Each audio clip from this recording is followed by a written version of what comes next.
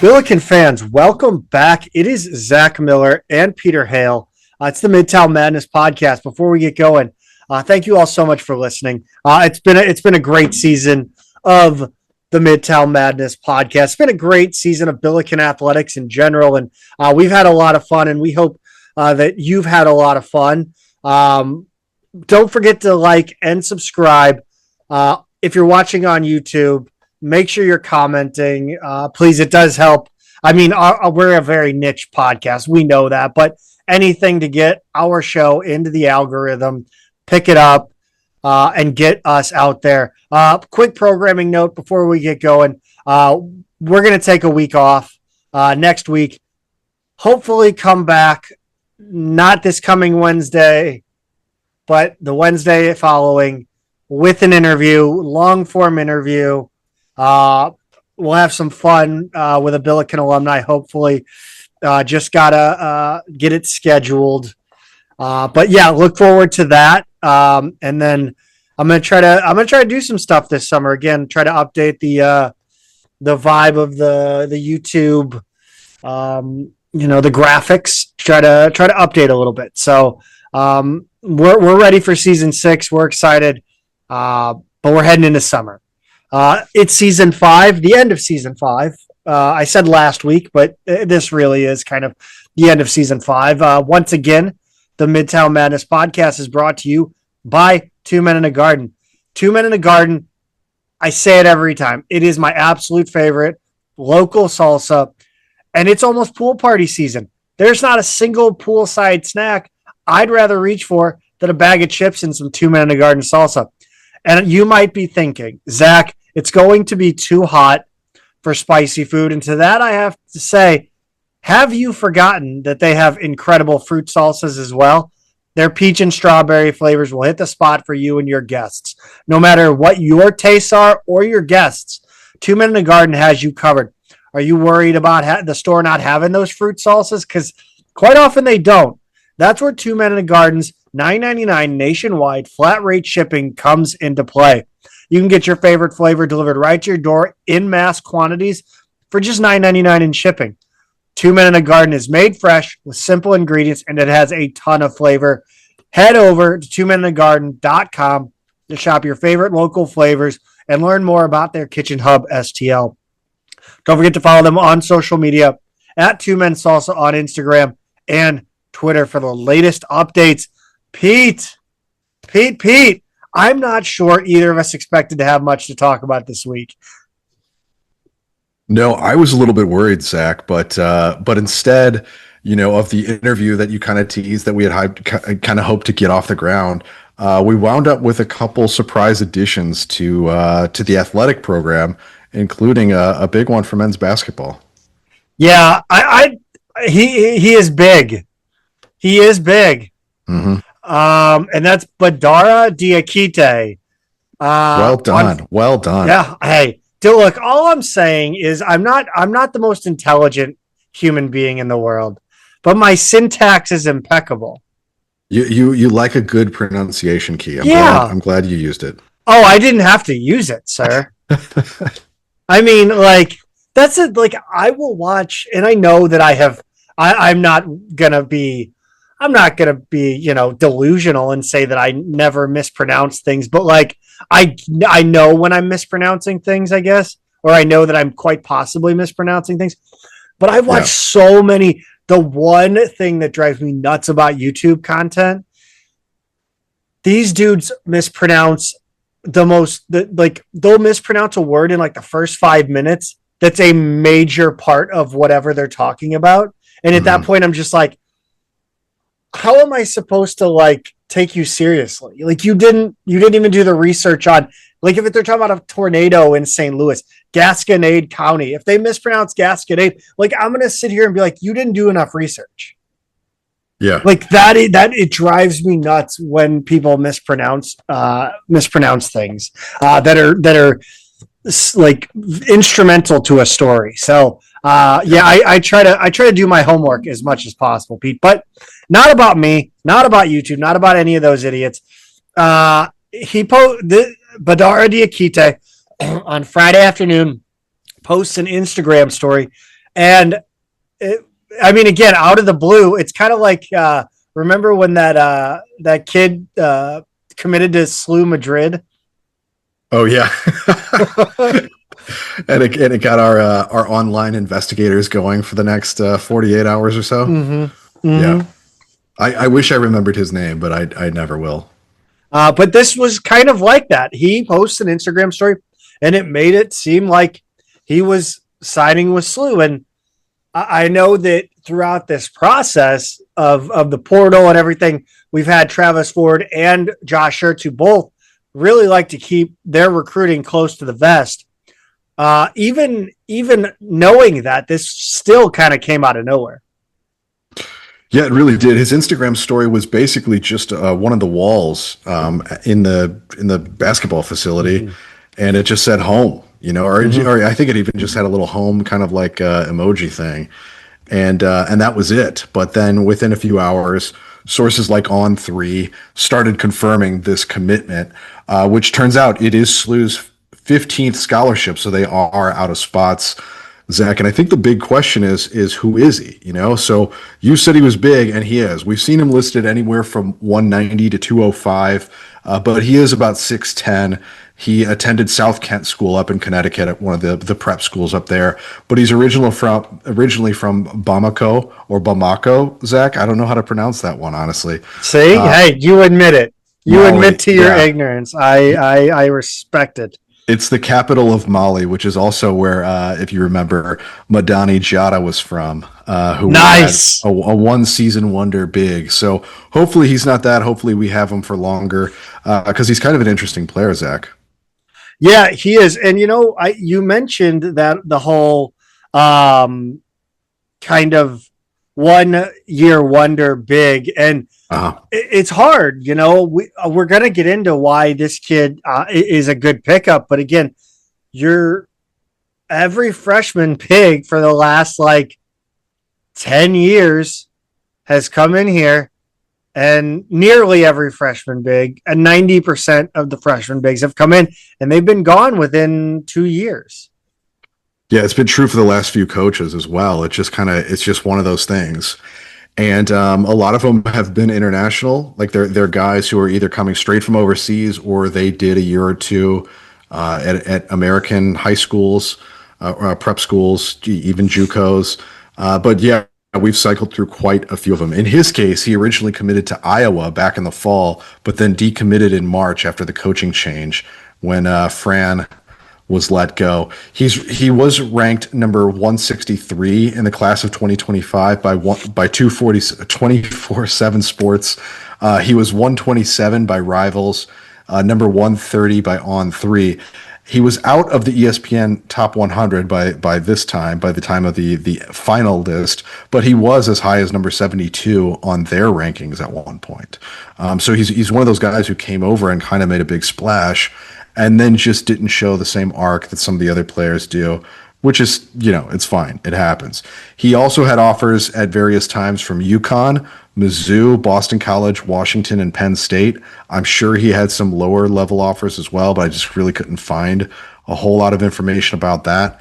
And then when he signed with Iowa, Fran McCaffrey said, Badara is an extremely talented, versatile player with a great feel for the game. He can stretch the floor with his three-point shooting. He can guard any position 1 through 5, and he's an even better person. So versatility, bit of outside shooting, big frame. I think there's a lot to like here, Zach. But I think we would also, with the fact that we've used all 15 scholarships, we would also probably be a little foolish to expect to see much of him this season, right? Yeah, I mean, even though I do expect us to run at least eight deep this season, I mean, I think it depends. How does the battle go, right? How much progress has a guy like Kaluanya made? How much is Kellen Thames going to be available? How much are, what are the needs, and how does this season play out? And I think, I think the best thing to come of this is that I get to do a deep dive on Wikipedia on Bamako and Mali in general. I get that it was founded in like the 600s, like 1650. 1650. Okay. So I am intrigued as to what happened in all those years. That sounds like a lot of great history to go through. But again, I think I don't want to rule anything out. But again, we've seen this before. Bigs come in as freshmen, ride the pine, are out the door the next year.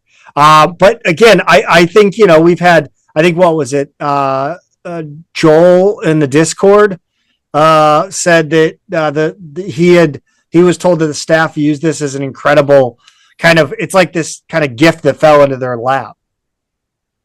I think it was one of those things where for a while, they were kind of waiting on this scholarship. They weren't going to use all 15 because they wanted to kind of see how these court cases played out. And, would all of these guys be allowed, like they didn't know how that whole scholarship thing with the NCAA was going to shake out. So I guess they're confident they're going to get to use all of these because I think things are still kind of up in the air in that department.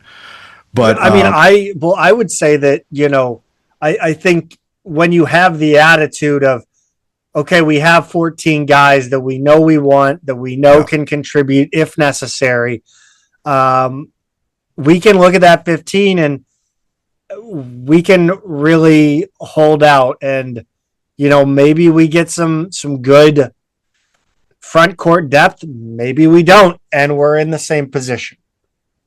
Yeah, I think it really is that kind of mentality. It's like if we use it, fine. If not, fine. But he was too good to pass up with that extra spot, and it was kind of like, are you willing to kind of come here, give it some time and develop? Now that could change, as we've seen over and over. He might just say, well, I would rather go play somewhere, and he's off to Coastal Carolina or whatever next season. But maybe he's willing to kind of put in the time, sit behind a couple of guys for a couple seasons, and then be ready to go in this system. I know that's what Schertz likes. He wants to give everybody as many years as possible with him. And we'll see with some of these younger classes if guys do start sticking with him to develop, guys who haven't gotten a whole lot of minutes. We'll see that. And so he's going to be an interesting test case in that regard as well. Yeah, I mean, look, I'm as I'm happy we got him. I'm trying to find it. I'm gonna have to find a new way to express positive emotions when it comes to player signings, because again, it's 7-8 years ago. Even going back to the Majerus years. Even going back to when I was a kid, like even when all I did was go to the games, didn't really know who was going to be on the team. Yeah. You could look at a freshman coming in and be like, okay, cool. Like we get to watch this guy for the next 4 years. I'm going to get to know who this guy is.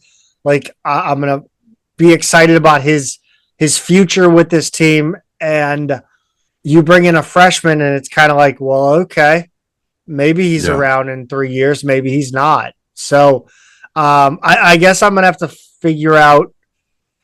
I'm happy with this signing. It's cool.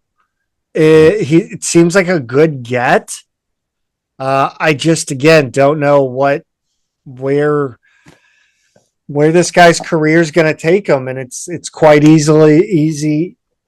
It will be quite easy for him to be out the door, and that's fine. There's nothing wrong with that. It's just, it's hard to really sit here and talk about his potential. Yeah, I think the other thing that people just have to keep in mind now, and this has nothing to do with NIL or anything like that, it's just the fact that with 15 scholarships instead of 13, that's 2 more guys to keep happy. And that's just a really hard thing to do. It's not like we get to play 7 guys on the floor now. We're still playing 5 on the floor. The rotation's just going to be the rotation. And there's just going to be some guys who don't play. So you're going to see movement every year pretty much no matter what your program is, no matter who you are, no matter how good a coach you are and at keeping guys happy. There's just going to be stuff that happens. And we just have to get comfortable with that. Yeah, and there are unseen contributions to the team.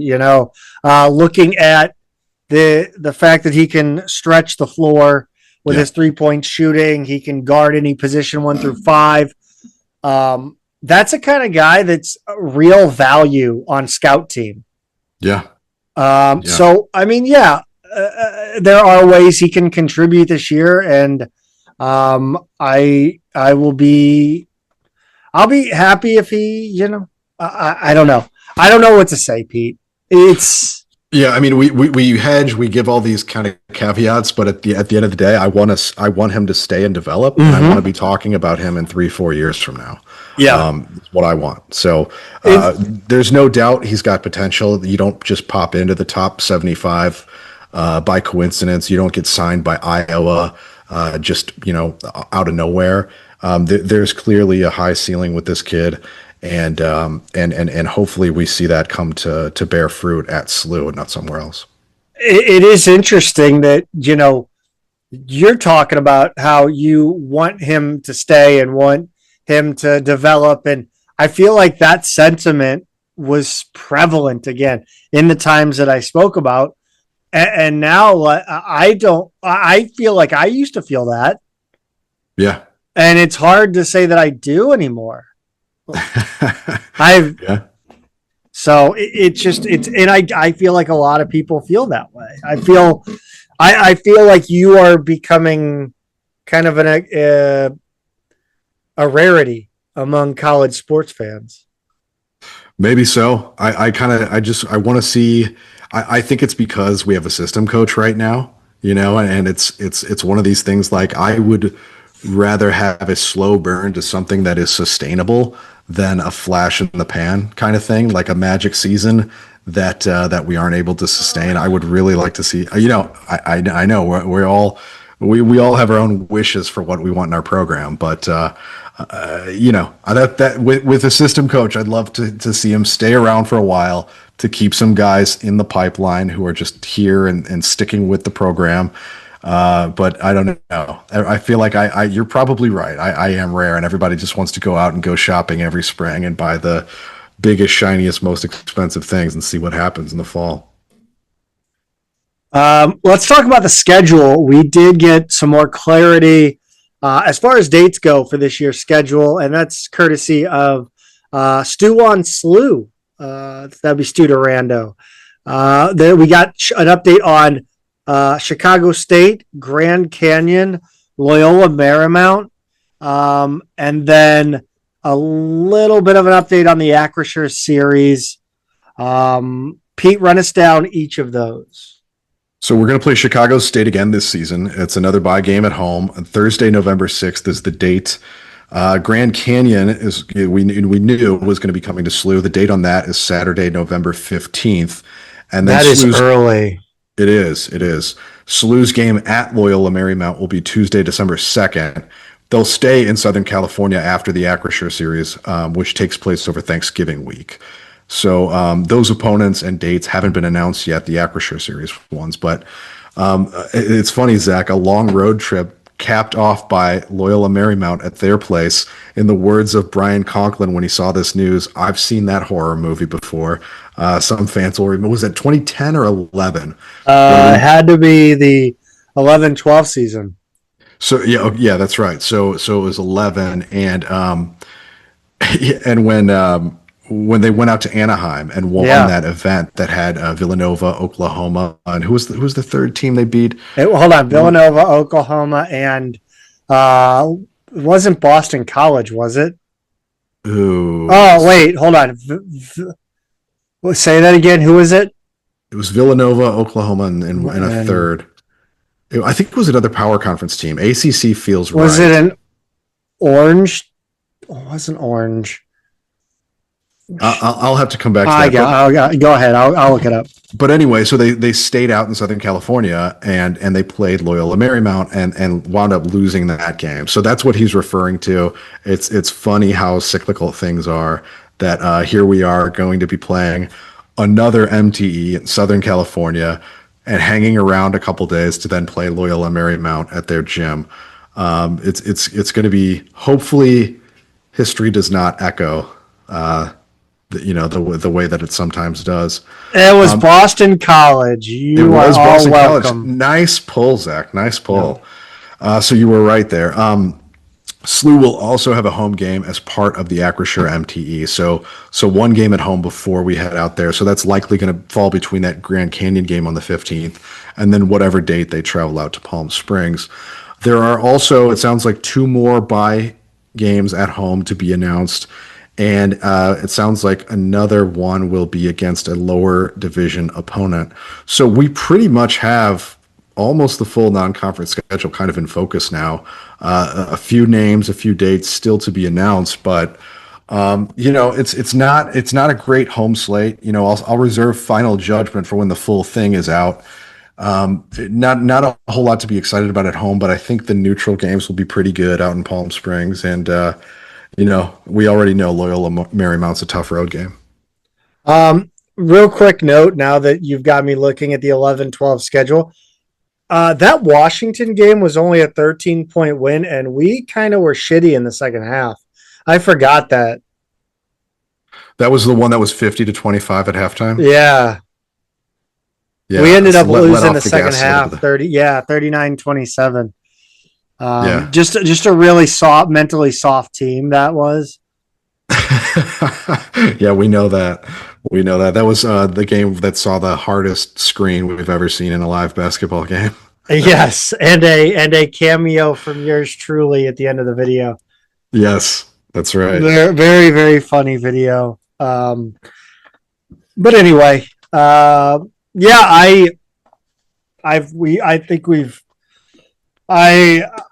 really would like to have a better home schedule. I think rightfully people on Twitter were, we got replies, maybe 2 or 3 replies that were just like, this is trash, trash home schedule. And, I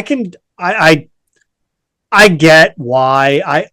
I would really like to get a team in there that would help fill Chaffetz. But it doesn't bother me personally. The home schedule, on the whole, having another week schedule, and I think we kind of do until we find out who we'd play. The P5 teams of the Acrisure series. I don't like the schedule as it stands right now. It's definitely, we're gonna have to win a lot of games. We don't have the ability to lose games to some of the teams that we did this season. Your Illinois States and teams like that. You can't do it this year. You've got to really perform well. You've got to beat whatever good teams are on there, and then you can't stumble against these kind of lower level teams. No, very little wiggle room here. Do you think it's possible for the A10 to get 2 bids? Oh yeah, it certainly is. I mean, I'm losing faith. Well, what you need is whatever team is doing great in the non-conference can't belly flop in conference. And that's why I think it's so hard. It is. You look at. Go ahead. There's less room for error every year because we have a situation now where if the SEC is going to get 14 out of 16 teams, and you and I both think it's absolute garbage that's the situation. And right now the SEC isn't thinking like, "Ooh, wow, we got away with one this year." They're thinking, "How do we get 16 in?" Right? Like they're like a 4 and 14 team in the SEC should certainly be entitled to a 12 seed, right? That's what they're thinking, and the rest of us are thinking like, "Oh man, we're screwed. We're screwed." Yeah, if they're going to let in all these losing records in power conferences like that, then there's almost nowhere for us to go. Yeah, there's not enough sharks in the A10. Like Bernadette McGlade doesn't inspire confidence that we're going to try something to combat this Power 5 nonsense. Not enough athletic directors. I don't think, you've got, obviously George Washington is making a commitment. LaSalle is trying to make a commitment. Bless their little hearts. Yeah. But again, I think the funniest part of the A10 commercial Like there's that A10 show or whatever on like Sunday nights that they do. I don't know. There's like they advertise it on the games, right? Yeah. And I think there's a part in that commercial where Chris Mooney. I always have to stop myself from saying Ian Mooney every time. Yes. Chris Mooney is like, we've got a few teams in this league that have made real commitment to basketball, and you're just like, is that what you put on your commercial? Because that's not saying much. Yeah, the amazing thing, Zach, is this is where I have to remind people that as displeased as people were with last year's schedule, including the coaching staff, it wound up being the second best schedule in the league after Dayton's, and that's just not acceptable. And so this year, I wouldn't be surprised if that happened again, if we wound up with the second or third best non-conference schedule, despite us looking at it and being like, this, we usually have a stronger schedule than this. Yeah. So that's where I think the commitment, like, yes, George Washington, Bonaventure, so a lot of other teams, Fordham even stepped up in some of the players that they signed in the offseason. It's kind of showing like, hey, we're gonna try and win some more games here, but the schedules have to get better. You can't have Archie Miller up at Rhode Island playing a bottom 10 schedule nationally. You can't have George Washington playing a bottom 10 non-conference schedule again. I mean, they're hurting all of us when they do that, even if they go 12-2 or whatever they did. You've got to schedule harder. You can't have a 300 plus schedule anymore. It's just, you just can't. So looking at some of the teams that Google AI just told me are in the Acrisure series, because I didn't have time to look it up or didn't think to. Cal Baptist, unfortunately, this isn't baseball. Colorado, Grand Canyon, Iowa, Loyola, Chicago, Minnesota, Nevada, Northern Iowa, Pepperdine, San Diego, San Francisco, San Jose State, Santa Clara, Stanford, Tulsa, and Washington. Now, best case scenario, what two teams are we looking at? What two teams would be best case scenario? I think there are a couple that you may not. Did you say Ole Miss? I didn't. Okay, because they're in there as well. Okay. There's a graphic here. If you go to the Acrisure series Twitter page, attending teams, they list Iowa, Colorado. Like they have the logos of a bunch of them. It's not. I don't think it's all of them. No. But in terms of which two would be the best, Utah, Nevada. Yeah, I mean, yeah. You got to look at, Iowa. I think Ole Miss, obviously. Iowa, Ole Miss, Southern Cal.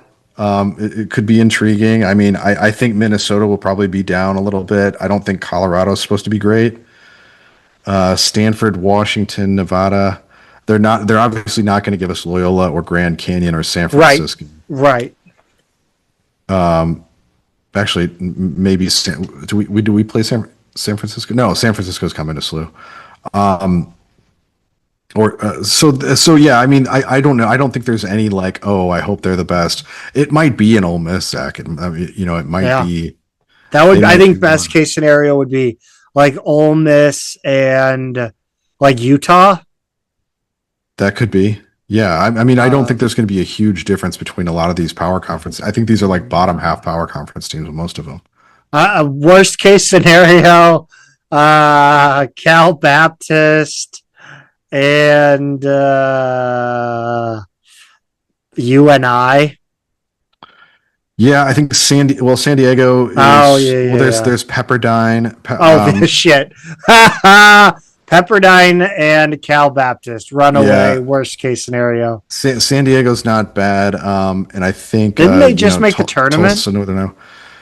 Yeah, they're a lot better than they've been historically. San Jose State used to be the worst team in the Mountain West, and they've actually picked it up the last couple of years as well.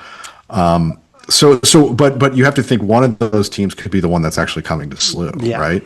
Yes. So hopefully, we get one of them at our place, and then we'll go out and play two power conference teams. Is I guess the hope here. Let's go out on a limb here. Let's play a game, Pete. Mm-hmm. Since we don't have that much to talk about, pick. Okay, so it's one game at SLU. and 2 games in LA or wherever the hell we're going. Yeah, Palm Springs. Yeah. So give me. Is that let's right? See here. Palm Spring or Palm Desert. No, it's well, right no. next to Palm. So the number of games though, because I want to make a. You're right. I think Iowa and Ole Miss would be the 2 if I could pick, because I think playing Ben McCollum would be fun. I don't know if they're going to give us that, but that would be. Fun. What is your guess? Go with your guess. I want your picks. Did I say Southern Cal before? I meant Santa Clara. Same logo. I think they'll probably give us, say, Cal Baptist at home. Is my guess, like something like they're probably the weakest here, and then I think we'll go out and play. Gosh, I got to pick 2 of these, huh? Maybe they'll give us. I'll say Minnesota and Washington. Okay. No idea. Okay. I'm gonna go with. I will take. I want to say Northern Iowa at home, but I don't think that's too biased.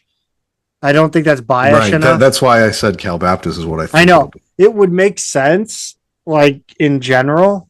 Yeah, easier travel. Yeah, I'm going to go with Pepperdine at home, and I will go with Ole Miss and let's go with Utah. Just what Utah. I would take that. I would take that for sure. I'd like that. So Ole Miss, Utah, and Pepperdine at home. Yeah. So those are our picks. Yeah. We'll see what happens. That's a fun little game there.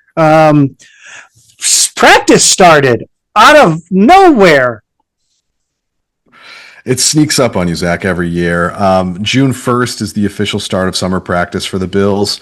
They're limited to 8 hours per week for now. It runs basically through the end of the month. They'll have another 4-week practice period in July. Then they have a few weeks off before starting up again on August 22nd. Late September is when full practices for the seasons will start. But new players started showing up on campus last week, as we saw on the official program, social media accounts. We also got a great highlight video from the first day of practice, Zach. Let us share that. Yeah, I love this time of year. It's exciting to see, the boys getting back out there in their practice uniforms and getting acclimated with each other before the season. Trying to figure out how best to format this, but we're gonna share. So if you're listening on audio, you may want to head over to YouTube. All right, Pete, we've got the highlight video pulled up here. Let's watch this and call out things you see as you see them. I think that's the best way to do this. Okay. So Zach, we've got Deion Brown there looking completely jacked. We're getting our first look here at Jack's Kerr. We're going to go with some slow-mo of shirts talking. I like Kellen Thames, man. Kellen Thames. Yeah. You got Kalu lifting here. You got Robbie in the cave taking a leadership role. Yeah. Trey Green, little alley-oop there, and Thames. There's a lot of Trey Green in this one. There is, and he's the one that I would call out more than anybody else as kind of popping in this video. He looks like kind of Swope did when he started practicing last season. You got Warlick with the kick out to Sharma for 3. That looked good. Is that Thames to Anya? Anya's wearing pants. I don't get it. There's Green with a really quick trigger on the 3, and then a pass to Otieno, who's wearing a 35 in this practice. Green again, handoff from Robbie. Yeah, I mean it looks like Swope. Like it's he's got that look to him, but imagine like a little bit younger, and as far as we know, without any knee problems that Swope had. So he's the one, Zach, more than anybody else to me that kind of popped in this little clip. What do you think of that pullover? For shirts there? Yeah, it's okay. It's not his best. Not his best, not his worst. He pointed out depth a lot in this. Yes. So what he said, Zach, was to be a championship caliber team, you got to have the requisite level of talent. And as soon as they said the word talent, by the way, there was an image of Thames on the screen. And then he said, you got to have a really high level of character and you got to have depth. He said that they have those things now and they need to go do the work. Which I like that. They blurbed the right stuff from him, I would say.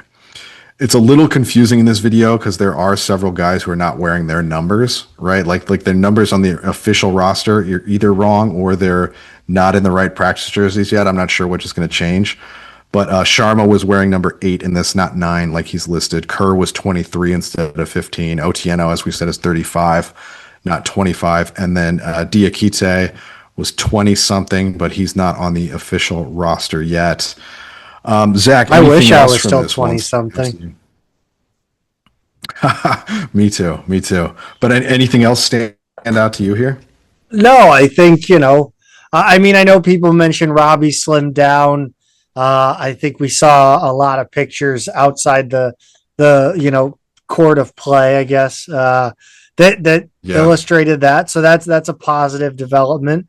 I don't know. I watch practice and it's fun and it's cool and I enjoy it, but I find it harder and harder as we go year in, year out without, national level success to really know what to expect or to put any expectations on a team. Yeah, and this is week 1. We're barely past day 1, so I think for now it's just it's exciting to get a look at them. Just even a little glimpse like this. It's just always fun to think like, okay, they're back, they're working toward the season. It's going to be a few more months, but you realize how much you miss it. By the way, on their Instagram, there's a great picture of Deion Brown dunking, and he's way up there, right? Like he's listed at what, like 6'3"? He's not a huge guy. But he's dunking and there's 6 guys under the basket and all of them have a look on their faces like they're kind of surprised, right? Like they're in awe. And it's funny to see teammates looking at a teammate like that. You realize like a lot of these guys are new to each other because they look like younger kids looking at somebody. Exactly. Yeah, Zach's holding it up there. They look like younger players all looking up like, whoa. So he can really get up and Hudson, Anya, Warlick, Dunlap, Kerr, and McCautry are all there admiring his work. I really like that. They probably caught everybody at just the exact right moment in that shot. I like that one quite a bit. Who's the guy on the left looks like Hughes a little bit. That's Cameron. Hudson. That's the kid. From, Hudson kind of looks like Hughes. Yeah, a little bit. Yeah. Talk about summer practice though, because there are rules. This isn't Vietnam. Well, I mean, we kind of went through those, like the timing of everything already. My bad. Yeah. No, it's no problem, Zach. You were setting up a little technical thing for us. I was. Well, we don't have. That off. If you'd like to be a producer next season, we can pay you in good vibes. Yeah, our budget's a little tight.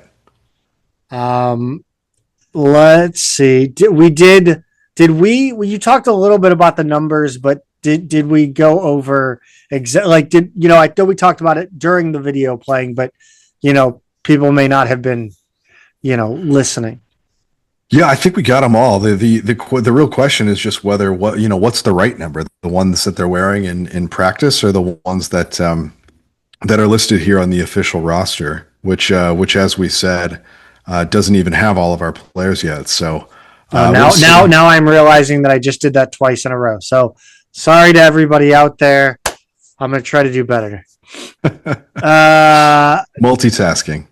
Let's head over to Denmark, Pete, because that's where Terrence Hargrove has resided the last few months, and he is a champion.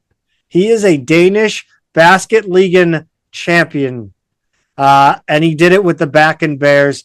The Bears beat Svendborg Rabbits 82-63. Took the best of 5 series, 3 games to 1. Talk about Hargrove's line here. By the way, the Svendborg Rabbits, I certainly need a jersey. Yeah, yeah. I mean, a lot. Some of these European jerseys have so many ads on them, you can't tell what they are. But I Did you would know venture that to. I thought Arsenal was O2. I thought that was their team name for way too long into my adolescence. Yeah, why do they keep calling Carlsberg Liverpool? I don't get it. Yeah, exactly. Doesn't gee, what's Yeah, Coors? Or no, who was Samsung? Yeah, that was. I thought Chelsea was just Samsung forever. and yeah, Sharp for Yeah, Man United. Manchester. Yeah.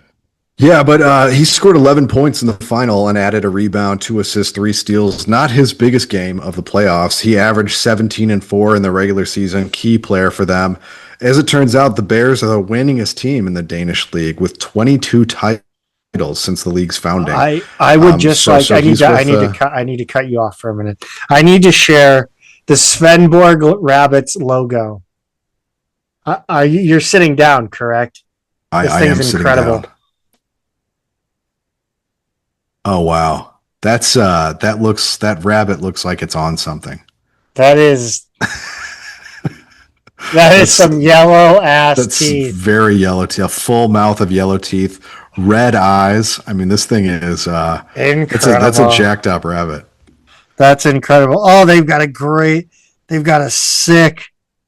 Oh, that is a sick old school logo. Yeah, that one I like better. Yeah. That's pretty fun. Okay, sorry. I had to cut you off. I'm sorry. No, that's all right. And to those curious, it looks like Bakken is just a little bit north of Copenhagen. So, they're kind of along the what is that? The eastern coast of Denmark. Seems like a pretty good spot if you're in your 20s and looking for a postgraduate experience. You could do a lot worse than being. Looks like a 20-minute drive north of the city center of Copenhagen, Zach. So that's kind of a cool place to be. Beautiful part of the world. Hargrove's got to be having a great time. So we're proud of him. Hope he's having fun out there, and maybe he'll keep it going. Yeah, I'd love to see him. Obviously, if he stays in that league and keeps winning, love it. But I'd love to see him get a chance at a higher league. I've always thought really highly of his ceiling. I thought his potential. So excited to see. I think he got kind of a raw deal. He was kind of like Mike Crawford. Yeah, one of those players who was just better than what they had around. You would have liked to see him be the right kind of role player on a better team, right? Yep. And really grow into their game and thrive. And unfortunately, they Hargrove is one of those guys like Crawford who got asked to play out of position a lot because they were just kind of on teams that weren't kind of constructed that best suited them, I think. Pete, let's talk about 2 Men in a Garden because I think you're on that cantina style right now. I am, Zach. I said I told you I found some at Schnucks when I was back in town recently, and it's gone, man. I got to report back. It's gone. That stuff goes down a little too easily. I'm recommending to 2 Men in a Garden, put a little more heat on there. Yes. Not you can leave this one as is, but come out with a cantina style. That's in one of your hotter flavors. So maybe I eat it a little more slowly because it basically evaporates as soon as I open the lid at home. And I think probably if you have not tried 2 Men in a Garden cantina style salsa, you'll probably have a pretty similar experience to what I have. And I challenge you, go to 2meninthegarden.com or go get some if you're in St. Louis on shelves. See how long you can make the stuff last. I don't think it's probably going to be very long if you're like me, if you're like Zach. It disappears pretty quickly. So go find out for yourself, 2meninthegarden.com. Go ahead and take advantage of that shipping rate or find it locally. Once again, 2meninthegarden.com. Let's move over to women's basketball. Again, I don't think either of us thought we'd have a whole lot to say about women's basketball. But again, we at the top of the show, we mentioned surprise additions, and there are 2 of them when it comes to women's basketball. However, first we need to start with some news on former Billiken Kennedy Calhoun, who will begin her coaching career as a graduate manager for the Indiana Hoosiers. Congratulations to her. That's a pretty cool spot to land as a, you're going to be a grad student in Bloomington, which is a great college town, really good school. And it's obviously a very storied men's basketball program, not as much on the women's side, but what a cool place to start your career. You can do a lot worse than that. Smaller school, smaller town, whatever. So it seems like she's kind of got the best of all worlds to get started with her coaching career. I know she had expressed, like, pretty much ever since she showed up at SLU, that coaching is what she wanted to do after graduation, really serious about it. So yeah, obviously wishing her all the best. And that seems like an ideal landing spot to me. Yeah, for sure. We got an incoming transfer. It's a 6'1" guard forward from Mount San Jacinto College in California. They are not a part of the official NJCAA. Instead, they compete in the Inland Empire Athletic Conference of California. Wait, hold on. Wait a minute. Hold on. So the Inland Empire Athletic Conference. That's the conference. That's the A10, right? That's their A10. I'm gonna have a meltdown. Two separate entities. A mental breakdown here. Jesus. Inland Empire Athletic Conference of the California Community College Athletic Association, or 3C2A. Right. So that's the larger body that has the Inland Empire. Yeah, I got it. And other conferences. But I got it. Apparently, a lot of California community colleges, JUCOs, do not necessarily participate in the NJCAA. It doesn't necessarily mean that they're lower level or worse or anything like that. They just opt to be part of this governing body instead. So that's my understanding anyway. Well, her name is actually a few less syllables than that. Yes. And it's Laisha Lazu. Yeah. She's from Winchester, which is just one town over from San Jacinto. She went, Winchester is actually in between the town where she went to high school and where she went to JUCO. So all out there in Southern California, Inland Empire. As a sophomore, she averaged barely under 10 points a game, 9.9, and 11.8 rebounds a game on a slash line of 478, 304 from three, and Zach, 415 from the free throw line. Yikes. The Hassan Frenchian number there. Almost half number there. Yeah, that too. Almost half of her rebounds were on the offensive end. So the rebounding there is really intriguing to me. Her college coach said she can guard any position and has high upside. So I think what we're looking at here, Zach, is, and correct me if I'm wrong, I think she'll have 4 years of eligibility, even though she played 2 at a JUCO, I think, with the new ruling. So that's a big difference to me, because if she's an incoming junior, right, with just 2 years left to play, you go, well, here's a junior with some upside, but not a whole lot of time and some question marks.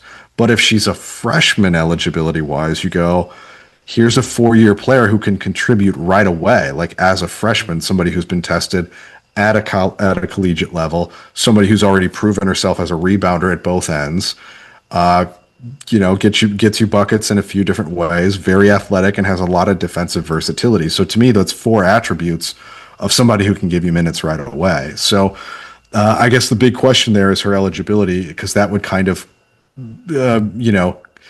determine how I really perceive this player. I don't know if you're the same here. Dude, I just don't see it. I don't know what is. I mean, yes, I'm sure she's great rebounder, tall, size is good, but like, where are these? Like, I feel like we're in a situation where I'm watching Major League. It's like, oh, what league did you play in? The California Penal.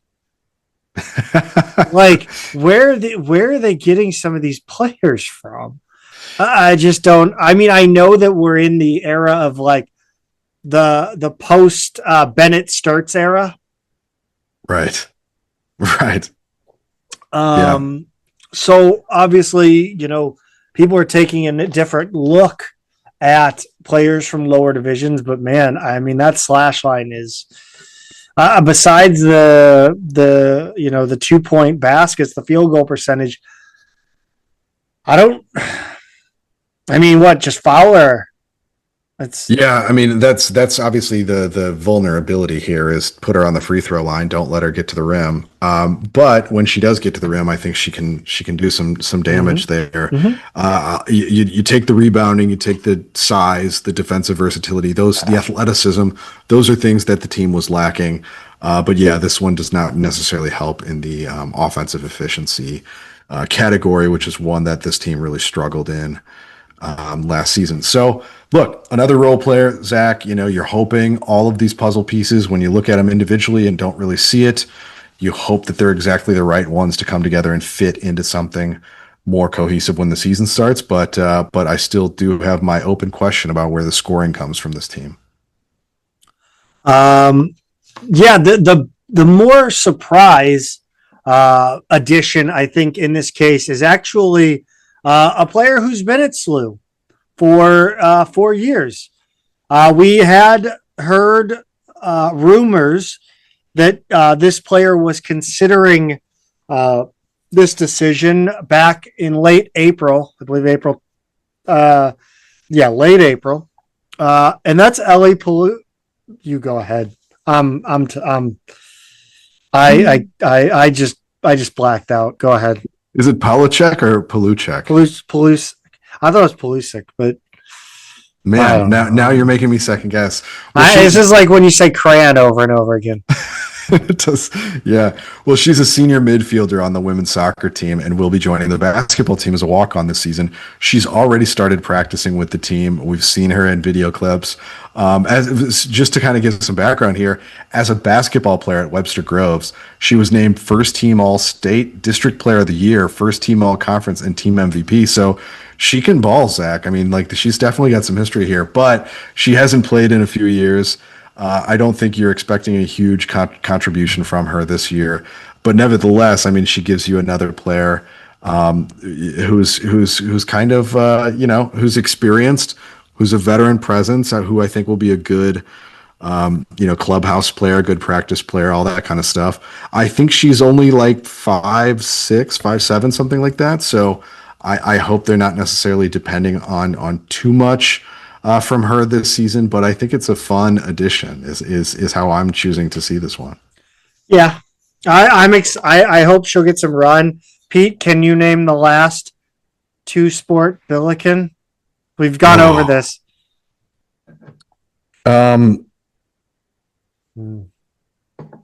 She's a contemporary of mine. Yeah, you've asked me this before, and I'm not. It was basketball, volleyball, right? That's correct. Without cheating, no, I don't think I can grab this one, Zach. That would be Sammy McLeod. So you're talking what, 11, 12, 13 around there? No, this was more like she played at wait, did she play at West Pine? I swear she was on the basketball team at West Pine, but also on the team. Well, you said contemporary of yours. Yeah. Did you guys just barely yeah, barely. Okay. Yeah, I think she was done 09. I think 09 was her last year. Okay. Oh, yeah. Anyway. All right. You got me again on that one. Yeah, sorry. I should have prepped you so you sounded give me the trivia questions in advance, please. It's exactly how they do the they used to do that at the Billiken game. I did a sleazy 50s game show. Yeah, hell yeah. But I mean, it's a prize pack, so it's cooler if the player wins. I don't know. It doesn't matter. It's not 21. It was the hats, the 3-card Monty. Okay. Yeah. It's number 2. Find the Billiken. Yeah. Yeah. They gave me I think they asked me if I wanted the answer. Awesome. Yeah. So, summer practice is underway for the women's team. Timeline's pretty much the same as the men. Only person not on campus is Jada Dennis, the incoming freshman from Montreal. Denis. Yep. What? Oh, really? Don't you think? I don't know. Come on. You don't pronounce most of the consonants in French, is my understanding. But I mean, French Canadian. I mean, they cheat a little bit, huh? They do. On the track and field side, Journey Amundson competed in the triple jump at the NCAA first rounds in College Station, Texas on Saturday, the May 31st. She jumped 12.72 meters, finishing 30th in the West region. Only the top 12 from each region advanced to the finals. She entered ranked 35th, and she came in 33rd last year in the NCAA first rounds in Fayetteville, Arkansas. Outstanding from Journey Amundson. Yeah, I mean, she outperformed her ranking. She improved from last season, so not much more to ask. Yeah. Some unfortunate news. I mean, this is going to happen every year. I don't know why I'm saying unfortunate news. Some players hit the portal on the baseball team. Yeah, the one you texted me about, Zach, right before we started was the big one. That's Brendan Stressler, who, as you said, entered on Tuesday. He posted a little blurb on Twitter with all of his information, including his phone number, and it said, "I am entering the transfer portal from St. Louis University with 2 years of eligibility left. Left-handed outfielder that plays all 3 outfield spots. I'm playing for the St. Cloud Rocks in the Northwoods this summer." And then said, "You can reach me at." Gave his contact info. I still don't get this. Like, these kids are posting their phone numbers. They tell you not to do that. But that's literally. I grew up with the internet. I had AOL dial-up when I was like 6. Sure. Like, what? That was rule number 1. Why are we doing this? They'll take 1 million spammers if it means one of them is going to give them an offer to like a power conference school. But he posted his stats. He's got good stats this year.